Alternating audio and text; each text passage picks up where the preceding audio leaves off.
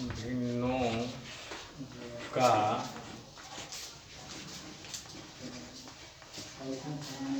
दशमलव निरूपण।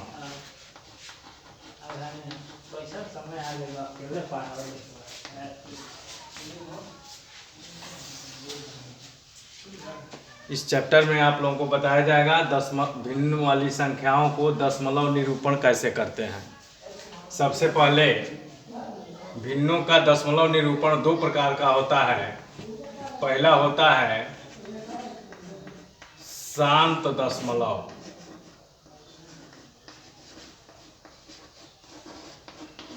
शांत दशमलव यानी ऐसे भिन्न जिनका हर का गुणनखंड 2 और 5 आवे, जिसके हर में 2 और 5 आवे, यानी इस प्रकार का हर का गुणनखंड हो 2 का पावर m गुणे 5 का पावर m, यानी वह भिन्न जिसके हर के गुणनखंड 2 का पावर m इंटू 5 का पावर n के रूप में लिखा जाए, ऐसे भिन्नों का दशमलव निरूपण शांत होता है। जैसे 3/10, तो हम देख रहे हैं कि 3/10 का गुणनखंड 2 गुणे 5 होता है, यानी यहाँ हर में 10 है और 10 का गुणनखंड हमने लिखा है 2 गुणे 5, यानी हर के गुणनखंड में केवल 2 और 5 आया है, इसलिए इसका प्रसार शांत होगा, यानी इसका मान हो जाएगा 0.3। यानी दशमलव के बाद कुछ निश्चित अंकों के बाद संख्या पूरी कट जा रही है, इसलिए इसका प्रसार शांत होगा, यानी इसको हम लिखेंगे शांत दशमलव। ठीक उसी प्रकार दूसरा होता है अशांत दशमलव।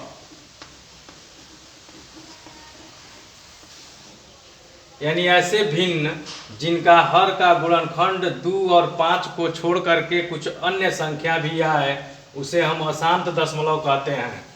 जैसे 2/7। 2/7 का मतलब है 2 में 7 से भाग देना। 7 से जब हम 2 में भाग देंगे तो देखिए क्या होगा, 7 दूनी 14, 6 60, 7 8 56, 4 40, 7 5 35, 5 50, 7 7 49, 10, 7 एकम 7, 3 30, 7 चौको 28, 2। अब पुनः इसके बाद ऐसे ही आ जाएगा 2 8 5 7 1। यानी कहने का मतलब यह है कि 2 8 5 7 1 जो यहाँ देख रहे हैं 4 तक, यही संख्या पुनः बार बार आना शुरू हो जाएगी, यानी इसका प्रसार शांत नहीं होगा, इसका भाग की क्रिया अंत तक अनंत तक चलेगा, कहीं भी यह पूरा कटेगा नहीं। यानी इसको तब हम ऐसे लिखते हैं 0.285714 और इस पूरे पर हम लगा देते हैं बार। यानी इस जितनी भी संख्या यहाँ लिखी गई है, यह संख्याएं अब इसके आगे बार बार आएंगी अनंत तक।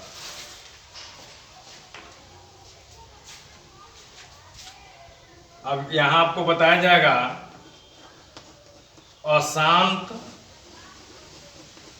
आवर्ती दशमलव को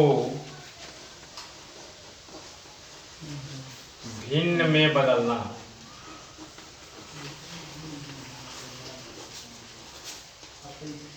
यानी अब आपको बताया जाएगा कि जैसे 2/7 को हमने बदला है तो आया है 0.285714 बार बार। अब ऐसे अगर कोई संख्या दी गई हो तो उसको हम परिमेय संख्या में कैसे बदलते हैं। सबसे पहले जैसे 0.6 बार, इसका मतलब हुआ 0.666 अनंत बार। अब इस संख्या को दशमलव भिन्न में बदलना है, परिमेय संख्या के रूप में बदलना है। तो सबसे पहले हम दी गई संख्या को x बराबर मान लेते हैं। x बराबर 0.666।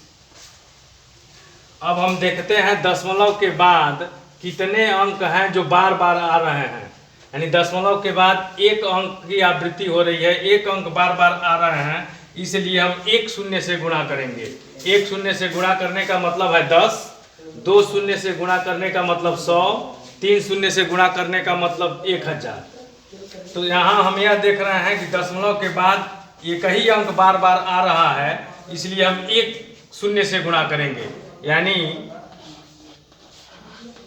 एक शून्य का मतलब हम 10 से गुणा करेंगे, यानी दोनों पक्षों में 10 से गुणा करेंगे तो 10x बराबर हो जाएगा 6.666।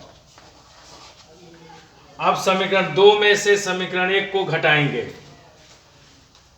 समीकरण 2 माइनस समीकरण 1, तो समीकरण 2 में से जब 1 घटाएंगे तो 10x में से 1x घटेगा तो 9x।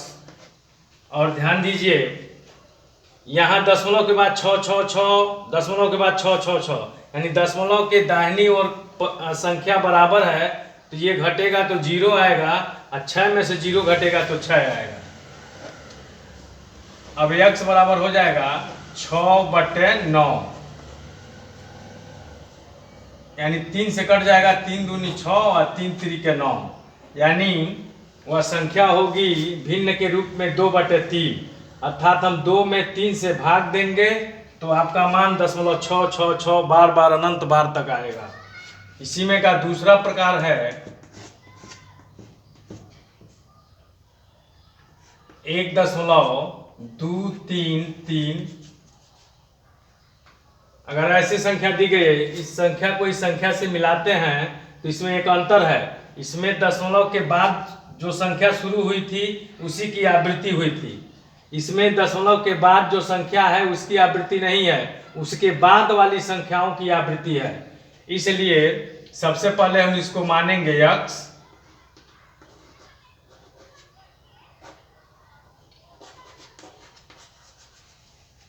अब सबसे पहले हम उसमें उतने से गुणा करेंगे कि दशमलव के बाद आवर्ती संख्या आ जाए। यानी यहाँ से आवर्ती संख्या शुरू हो रही है, यानी दशमलव को एक अंक खिसकाना है, तो अभी बताया गया है किससे गुणा करेंगे, 10 से।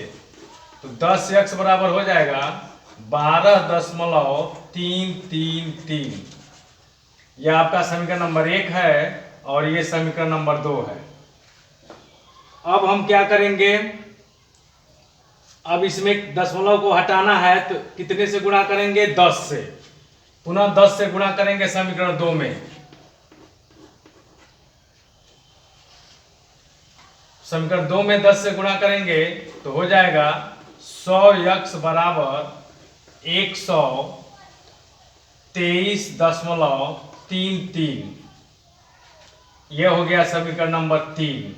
अब समीकरण 3 में से 2 को घटा देंगे तो 100x में से 10x घटेगा तो हो जाएगा 90x। अब ध्यान दीजिए दशमलव के बाद 3 3 3 अनंत बार, दशमलव के बाद 3 3 अनंत बार, यानी दाहिना पक्ष घटाएंगे तो 0 आएगा। अब 123 में से 12 घट जाएगा तो कितना बचेगा, 111।